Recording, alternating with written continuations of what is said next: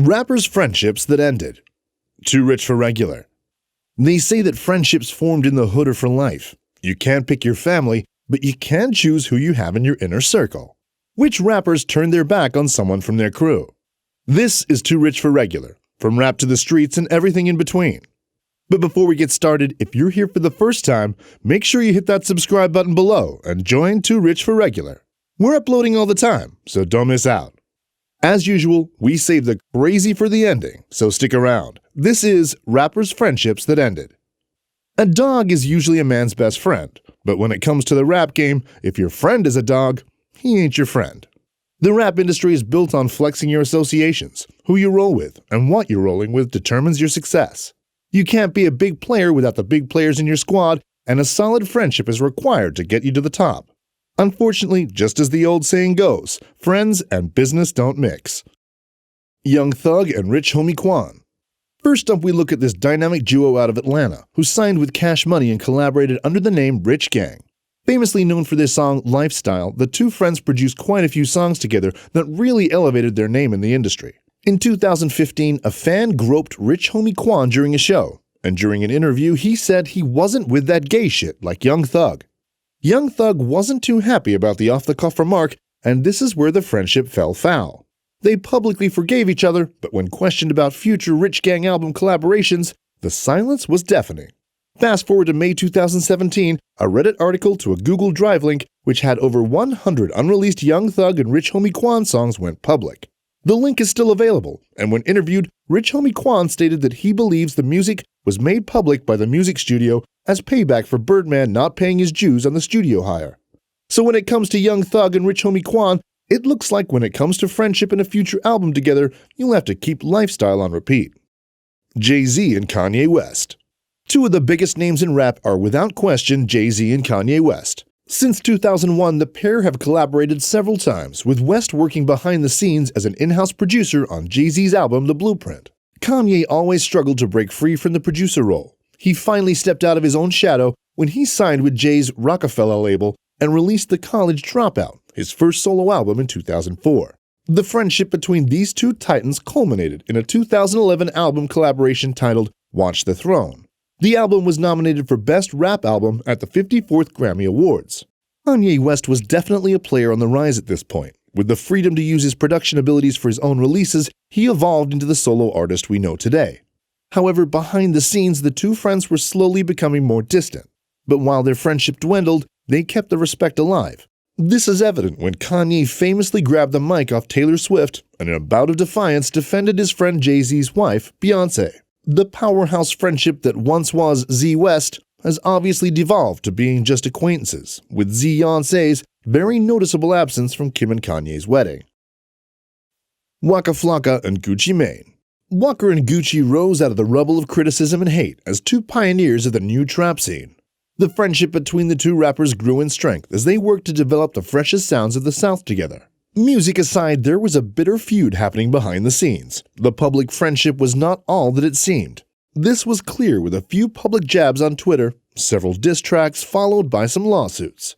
Gucci Mane became a wrecking ball powered by drugs and eventually found himself in prison in 2014. 2 years later, the pair seemed to have made peace with each other professionally, and in separate interviews they both expressed they were keen to move on from the troubles of the past. But don't hold your breath, because any sort of reunion was off the cards. 6ix9ine and Trippy Red. You can't keep up with these two. One minute they're best friends forever, and the next they're sworn enemies. The duo collaborated on several tracks, releasing songs such as Owie, Room, and most notably their first work together on Pol's 1469.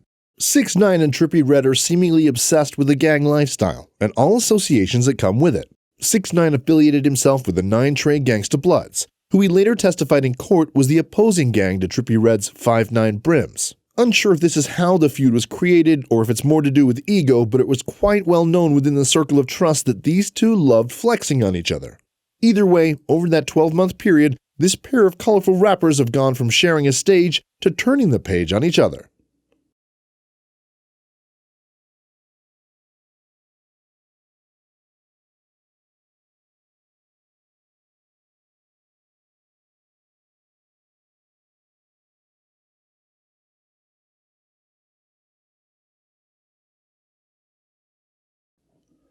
Lil Uzi Vert and Playboi Carti.